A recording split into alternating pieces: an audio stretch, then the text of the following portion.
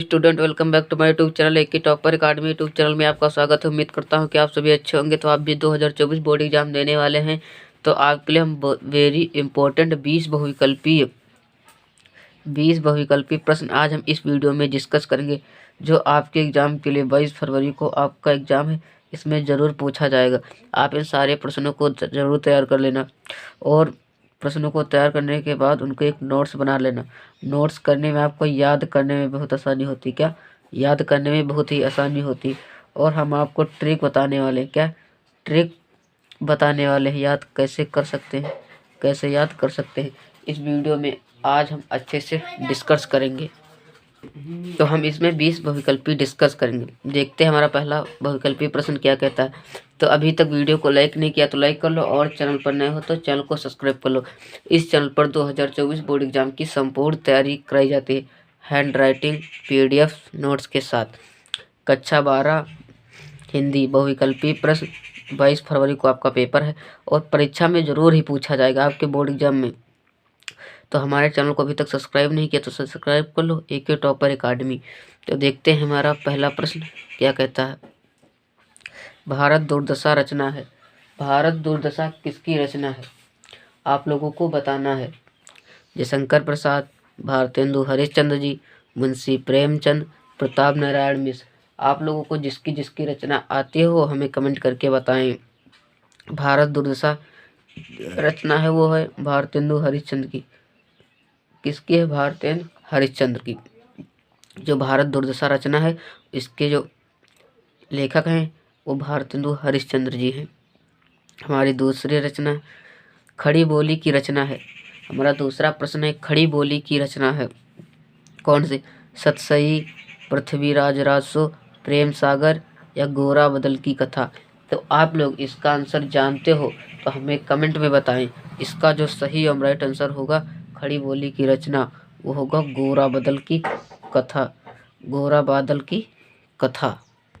देखते हैं हमारा अगला प्रश्न क्या कहता है। तीसरा प्रश्न है मथुरा के पुरातत्व संग्रहालय के अध्यक्ष पद पर कार्यकाल वाले निबंधकार थे। जो मथुरा का पुरातत्व संग्रहालय के अध्यक्ष पद पर कार्य वाले निबंधकार कौन थे? कन्हैयालाल मिश्र प्रभाकर जी, सरदार पूर्ण सिंह, हजारी प्रसाद द्विवेदी, वासुदेव शरण अग्रवाल।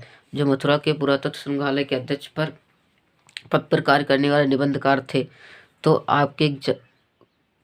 तो इसके जो है वो है वासुदेव शरण अग्रवाल जी। कौन है? वासुदेव शरण अग्रवाल जी हैं। तो ये आपके एग्जाम के लिए वेरी इंपॉर्टेंट है। आप इन सारे प्रश्नों को जरूर तैयार करके ही जाना। हमारा अगला प्रश्न है 4, तपोभूमि रचना किस विधा की है? तपोभूमि रचना किस विधा की है?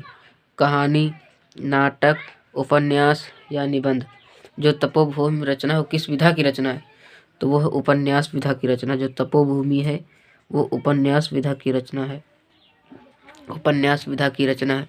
हमारा 5 नंबर प्रश्न देखते हैं क्या कहता है। हमारा 5 नंबर प्रश्न वसुधा साहित्यिक पत्रिका के संपादक थे। जो वसुधा साहित्यिक पत्रिका के संपादक थे वो कौन थे? आप लोग इनका आंसर जानते हो तो हमें कमेंट में बताएं, और जो भी आप लोगों को प्रश्न का उत्तर आता है वो हमें कमेंट पर बताते रहें। जो वसुधा साहित्यिक पत्रिका के संपादक थे हरिशंकर प्रसाई, आज्ञेय रामवृक्ष बेनीपुरी या राय कृष्णदास। जो वसुधा साहित्यिक पत्रिका के संपादक थे वो थे हरिशंकर प्रसाई जी। कौन थे? हरिशंकर प्रसाई जी थे। हमारा 6 नंबर प्रश्न है जो आपके एग्जाम के लिए वेरी इंपॉर्टेंट है। रीतकाल का दूसरा नाम क्या है? रीतकाल का दूसरा नाम क्या है? श्रृंगार रस, व्याकरण काल, भक्ति काल या काव्य शास्त्र काल। तो जो रीतकाल का दूसरा नाम है वो है श्रृंगार काल। क्या है? श्रृंगार काल। देखते हैं हमारा अगला नंबर प्रश्न क्या कहता है। हमारा 7 नंबर प्रश्न है समकालीन कविता के प्रमुख कवि हैं।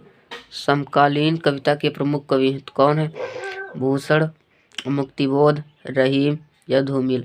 जो समकालीन कविता के प्रमुख कवि हैं वो है मुक्तिबोध। कौन है? मुक्तिबोध। हमारा अगला नंबर प्रश्न है 8, जो आपके एग्जाम के लिए वेरी इंपॉर्टेंट है। यूपी बोर्ड 2024 एग्जाम के लिए छायावादी युग के कवि हैं छायावादी युग के कवि हैं? नरेंद्र शर्मा जी, भानी प्रसाद मिश्र, गिरिजा कुमार माथुर, सूर्यकांत त्रिपाठी निराला।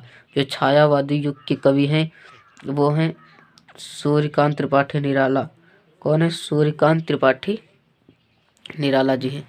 हमारा 9 नंबर प्रश्न है, महादेवी वर्मा का गीत संग्रह है। जो महादेवी वर्मा का गीत संग्रह है वो कौन है? आप लोगों को बताना है।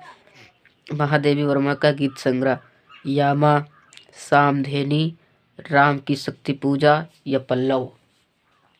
जो महादेवी वर्मा का गीत संग्रह है वो है यामा। यामा जो आपके एग्जाम के लिए वेरी इंपॉर्टेंट है। हमारा 10 नंबर प्रश्न देखते हैं क्या कहता है। इनमें से मैथिली शरण गुप्त की रचना है। इनमें से मैथिली शरण गुप्त की रचना है कौन सी? चित्राधार, प्रदर्शिड़ा, आराधना, गंधवी। इसका जो आंसर होगा प्रदर्शिड़ा। आपके एग्जाम के लिए इम्पोर्टेंट है। हमारा 11 नंबर प्रश्न है, देखते हैं क्या कहते हैं। इस वीडियो में आज हम अच्छे से डिस्कस करेंगे। हरशंकर परसाई की रचना है। हरशंकर परसाई की कौन सी रचना है? कल्पवृक्ष, धरती के फूल, तब की बात और थी या मेरे विचार। जो हरशंकर परसाई की रचना है वो है तब की बात और थी। क्या? तब की बात और थी। हमारा 12 नंबर प्रश्न है। हमारा 12 नंबर प्रश्न वारिस कहानी संग्रह है। वारिस कहानी संग्रह है किसका है? कन्हैयालाल मिश्र प्रभाकर जी, प्रोफेसर जी सुंदर रेड्डी या मोहन राकेश या अज्ञे। जो वारिस कहानी संग्रह है वो है मोहन राकेश की। किसकी है? वो है मोहन राकेश की। हमारा अगला नंबर प्रश्न है 13, जो आपके एग्जाम के लिए इम्पोर्टेंट है। आप इन सारे प्रश्नों को जरूर तैयार करके ही जाना। आलोचनात्मक कृति कालिदास की ललित योजना है। हरशंकर परसाई, मोहन राकेश, हजारी प्रसाद द्विवेदी या महावीर प्रसाद द्विवेदी। तो आलोचनात्मक कृति कालिदास की ललित योजना है वो है हजारी प्रसाद द्विवेदी की। किसकी है? हजारी प्रसाद द्विवेदी की। देखते हैं हम अगला 14 नंबर प्रश्न क्या कहता है। हमारा 14 नंबर प्रश्न संस्मरण विधा की रचना है। संस्मरण विधा की रचना है दीप जले शंख बजे, बाजे पायलिया के घुंघरू, अरे अरे यायावर रहेगा याद, तब की बात और थी। जो संस्मरण विधा की रचना है वो दीप जले शंख बजे। किसके? दीप जले और शंख बजे। आप लोगों को इसके लेखक हमें कमेंट करके बताना है। इसका लेखक हमें कमेंट करके बताना है। हमारा अगला नंबर प्रश्न है 15। हमारा अगला नंबर प्रश्न है 15, वासुदेव शरण अग्रवाल की रचना है। वासुदेव शरण अग्रवाल की रचना है वो कौन सी रचना है? अंतराल, त्रिशंकु, तट की खोज या वाग्धारा।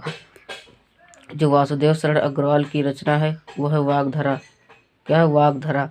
हमारा 16 नंबर प्रश्न है। 16 नंबर प्रश्न है कामायनी में सर्गों की संख्या है।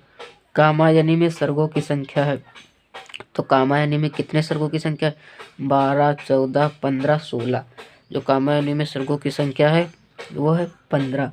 आप इन सारी प्रश्नों को नोट्स बना लो ताकि आपको याद करने में बहुत ही आसानी होगी। हमारा अगला नंबर प्रश्न है 17, वैदेही वनवास के रचयिता हैं। वैदेही वनवास के रचयिता हैं। तो वैदेही वनवास के रचयिता कौन है? मैथिली शरण गुप्त जी, महादेवी वर्मा जी, अयोध्या सिंह उपाध्याय या अज्ञे। जो वैदेही वनवास के रचयिता हैं वो अयोध्या सिंह उपाध्याय हैं। कौन है? अयोध्या सिंह उपाध्याय। ये आपके एग्जाम के लिए वेरी इंपॉर्टेंट प्रश्न है। हमारा अगला नंबर प्रश्न है 18, जो आपके एग्जाम के लिए वेरी इंपॉर्टेंट रहा है और आएगा भी। तीसरा सप्तक का प्रकाशन वर्ष है। जो तीसरा सप्तक का प्रकाशन वर्ष है वो कौन सा वर्ष? 1951, 1978, 1962 या 1987। जो तीसरा सप्तक का प्रकाशन वर्ष है वो 1962 को माना जाता है। तार सप्तक दूसरा होता है और तीसरा सप्तक दूसरा होता है। जो तार सप्तक है वो 1943 ईस्वी में हुआ था। जो इसमें पूछ रहा है तीसरा सप्तक का प्रकाशन, तो वो 1962 ईस्वी में हुआ था। हमारा 19 नंबर प्रश्न जो आपके एग्जाम के लिए इम्पोर्टेंट भी है। सुमित्रा नंदन पंत को साहित्य अकादमी पुरस्कार मिला था। सुमित्रा नंदन की कौन सी रचना पर इन्हें साहित्य अकादमी पुरस्कार मिला था? लोकायतन पर, चितंबरा पर, कला और बूढ़ा चांद या पल्लव। जो सुमित्रानंद को अकादमी पुरस्कार मिला था वो उनको बूढ़ा कला और बूढ़ा चांद पर मिला था। किस पर? कला और बूढ़ा चांद पर मिला था। हमारा 20 नंबर प्रश्न है, जो आखिरी प्रश्न है, देखते हैं क्या कहता है। रामधारी सिंह दिनकर की रचना है। रामधारी सिंह दिनकर की रचना है परशुराम की प्रतीक्षा, पृथ्वीपुत्र, ऐसा कोई पर आपने देखा है, सूर्य किरण। इसका जो सही एवं राइट आंसर होगा वो होगा, इसका जो आंसर होगा वो होगा परशुराम की प्रतीक्षा। जो रामधारी सिंह दिनकर की रचना है वो परशुराम की प्रतीक्षा है। हमने इसमें 20 बहुविकल्पी डिस्कस किया है। हमने इसमें 20 बहुविकल्पी डिस्कस किया है। उम्मीद करता हूँ ज़्यादा से ज़्यादा आप लोगों को आते हैं। जो नहीं आते उनकी एक इम्पोर्टेंट नोट्स बना लो, ताकि आपको याद करने में बहुत ही आसानी होगी। तो वीडियो कैसा लगा? वीडियो अच्छा लगा हो तो वीडियो को एक लाइक कर दो, और चैनल पर नए हो तो चैनल को सब्सक्राइब कर दो। और अपने दोस्तों की हेल्प करना चाहते हो तो इस वीडियो को ज़्यादा से ज़्यादा अपने दोस्तों के पास शेयर कर दो। Thank you. जय हिंद, जय भारत, जय वंदे मातरम। मिलते हैं नेक्स्ट वीडियो में। जब तक के लिए